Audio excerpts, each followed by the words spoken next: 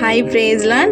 அவர் கிருபை என்றும் உள்ளது. பைபிளில் ஸ்பெஷலாக ஒரு அதிகாரத்தில் அவர் செய்த நன்மைகள், அதோடு கூட அவர் கிருபை என்றும் உள்ளதில் டேவிட் தேங்க்ஸ் கிவிங் பண்ணியிருப்பாங்க. சங்கீதம் 136 ரீட் பண்ணி பாருங்கள்.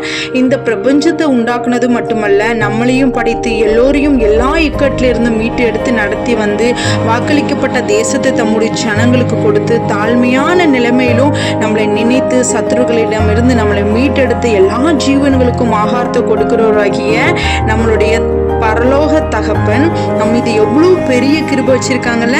எவ்வளவு கிருபை இருந்ததுன்னா அவரை போலவே நம்மளையும் படிச்சு நம்மளுடைய ஆதி தகப்பன் பாவம் செஞ்சாலும் அந்த கீழ்ப்படியாமல் அந்த சாபம் நம்ம மேலே இருந்தாலும் ஒவ்வொரு விஷயத்திலையும் ஆண்டவராகிய கிருபை நம்ம மேலே இருந்தது. அவருடைய ஒரே பேரான குமாரன் இயேசு கிறிஸ்துவை இந்த பூமியில் நம்மளுடைய பாவங்களை கழுவுறதுக்காக அனுப்பப்பட்டாங்க.